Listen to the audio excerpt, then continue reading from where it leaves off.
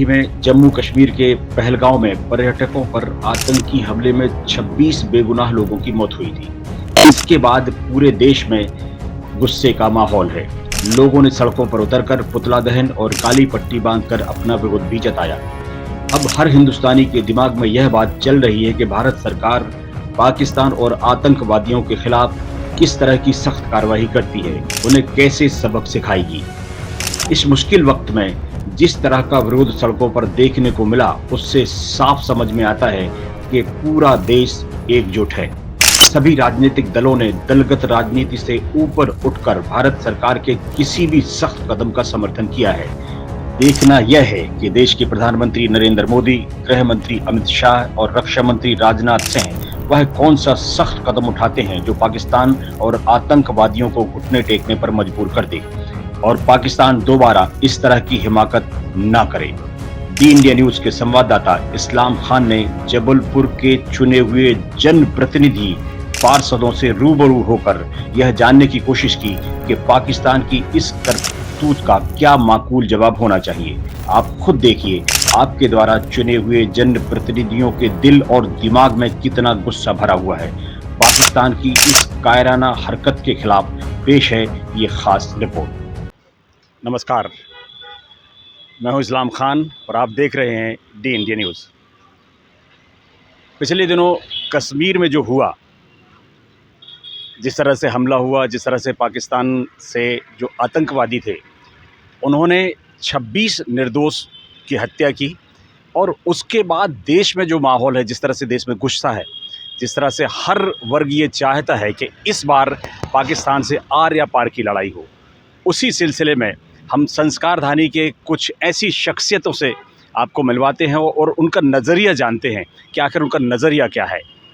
चलिए देखते हैं कि जबलपुर के जो पार्षद महोदय हैं, जिन्हें आपने चुनकर निगम में पहुंचाया, उनका क्या नज़रिया है। चलिए शुरुआत करते हैं। हमारे बीच में हैं अयोध्या तिवारी। सर, स्वागत है डी इंडिया न्यूज़ पर। देखिए, निश्चित तौर पर ये सिर्फ इंसान का कत्ल नहीं है, ये इंसान के साथ साथ ये जो कायराना हरकत है, बुज़दिल की तरह जो हत्याएं की गई है निर्दोष लोगों की, यह इंसानियत पर भी एक हमला किया गया। और जिस प्रकार से नापाक हरकतें हमने बीते कुछ दशकों में देखी हुई हैं, तो निश्चित रूप से कहा जा सकता है कि इन हरकतों पर देश की सरकार को बेहद कठोर निर्णय लेना चाहिए। और देश की सरकार के साथ सारा विपक्ष खड़ा हुआ है।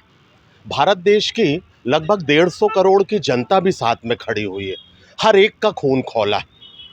वो लोग, वो निर्दोष लोग जिनका कोई लेना देना नहीं, अपने परिवार के साथ सुख के क्षण बिताने गया, वैकेशंस मनाने गया, और कुछ लोग जिन्हें पाकिस्तान का संरक्षण है और पाकिस्तान के साथ साथ उन राष्ट्रों का भी संरक्षण जो आतंकवाद के लिए जाने जाते हैं, यकीनन तौर पर खून खौल उठने वाली बात है। जितनी निंदा की जाए कम है, जितना विरोध किया जाए कम है। मोदी सरकार से, माननीय प्रधानमंत्री से हमारी ये गुहार है कि इस तरीके से पेश आएं, एक ऐसा तौर तरीका अपनाएं जिससे आने वाली जो इन नापाक हरकतों को अंजाम देने का मन मानस में अपने विचार भी लाएं, उनका शरीर कांप उठे।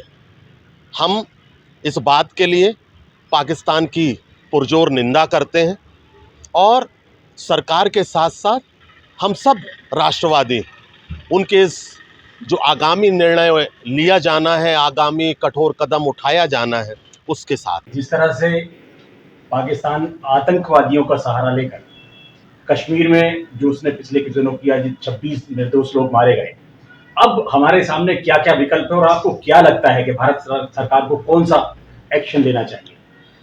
देखिए, हिंदुस्तान के अंदर जो मुस्लिम हैं, इस घटना से सबसे ज़्यादा कोई आहत हुए हैं तो वो हिंदुस्तान के मुसलमान। उनको इतनी तकलीफ़ है इस घटना से कि हर एक मुसलमान के लफ्ज़ में है कि जो ये कारियाना हरकत हमारे देश के नागरिकों के साथ हुई है और जो हमारे गंगा जमनी तहजीब हिंदुस्तान की बिगाड़ने की कोशिश की जा रही है, इनको मुंह तोड़ जवाब देने का वक्त आ गया है। और अब बातों से नहीं चलेगा, अब अटैक से चलेगा। कहीं इसमें पाकिस्तान की सम्मिलित है और सम्मिलित है पाकिस्तान, तो भारत सरकार को और नरेंद्र मोदी जी को और अमित शाह जी को कड़े कदम उठा के पाकिस्तान के अंदर अटैक करना चाहिए। और जैसे उन्होंने हमारे यहाँ के लोगों को आतंकवाद के द्वारा मरवाया गया है, ऐसे ही उनके आतंकवादियों को पाकिस्तान के अंदर घुस के मारने का काम करना चाहिए। आप सीधा सीधा ये कह रहे हैं कि अब बातचीत का वक्त नहीं है। अब बातचीत का वक्त नहीं है और इसमें पूरे हिंदुस्तान का मुसलमान ने जितना विरोध किया है आप लोगों के सामने है। ऐसा कोई प्रदेश, ऐसा कोई जिला और ऐसा कोई गांव नहीं है बाकी जहां के मुसलमानों ने इसका विरोध ना किया हो। हर मुसलमान को तकलीफ है जो ये कारियाना हरकत पाकिस्तान के द्वारा, आतंकवादियों के द्वारा ये कराई गई है, ये बहुत निंदनीय है और हिंदुस्तान का मुसलमान इसको बर्दाश्त नहीं करेगा। सीधे तौर पर पाकिस्तान जानते हैं हमसे जीत नहीं सकता, तो आतंकवादियों का सहारा लेना है। देखिए, आतंकवादी का सहारा वो ले रहा है और जो हमारे निर्दोष सैलानियों को जो मारा गया है वहां, वो बहुत निंदनीय है। मैं मतलब इसमें बयान नहीं कर सकता, क्योंकि जो तकलीफ हर एक हिंदुस्तान के वासियों को है ये बहुत निंदनीय है और इसका घुस के जवाब देने का वक्त आ गया है। इसके पीछे क्या साजिश हो सकती है कि धर्म पूछ कर मारा गया? ये धर्म पूछ के मारा गया, ये अब क्या ये परिस्थितियां हैं?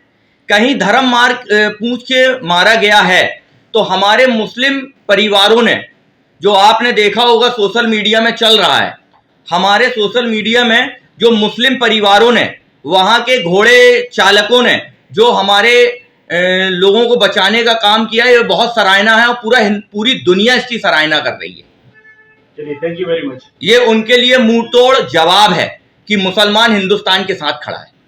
देखिए साहब, मैं तो बड़े खुले शब्दों में कहता हूँ कि भारत का मुसलमान भारत के लिए कल भी वफादार था, आज भी और हमेशा रहेगा। जिस तरह से इंदिरा गांधी जी ने घर में घुस के पाकिस्तान के 2 टुकड़े किए थे, आज वो वक्त आ गया है कि अब हम पाकिस्तान को दुनिया के नक्शे से अलग कर दें। अब कोई सोच समझने की बात रह नहीं गई कि अब हमको किसी से बात करना है या बातचीत से हल निकालना है। अब तो सीधा अटैक। आपको क्या लगता है कितने दिन में अटैक होने की संभावना है?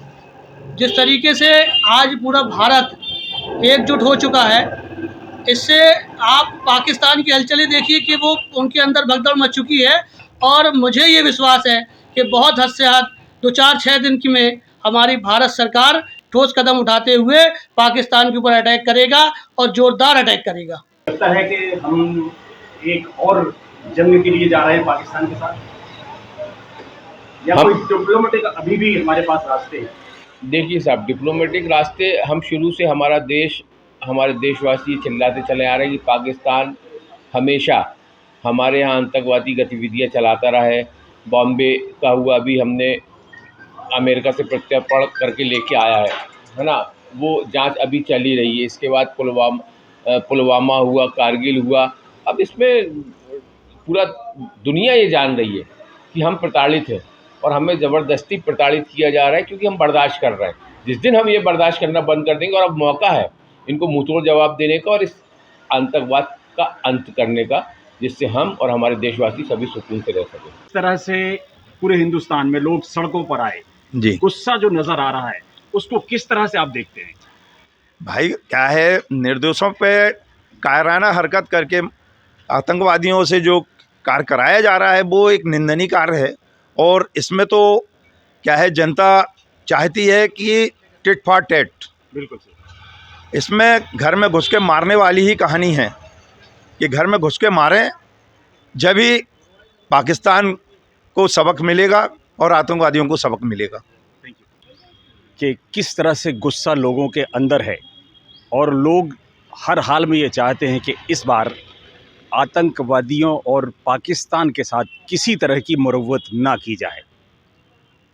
ख़ास तौर पे धारा 370 हटने के बाद में कश्मीर में जिस तरह से पर्यटन बढ़ा था, जिस तरह से खुशहाली वापस आ रही थी, उससे पाकिस्तान पूरी तरह से बौखला गया था। और यही नतीजा है कि जो चूँकि सीधे तौर पे तो हिंदुस्तान से लड़ नहीं सकता, तो आतंकवादियों का सहारा ले रहा है। हमें देखना है कि आने वाले वक्त में भारत सरकार किस तरह का रुख अपनाती है, किस तरह का उनसे पेश आती है।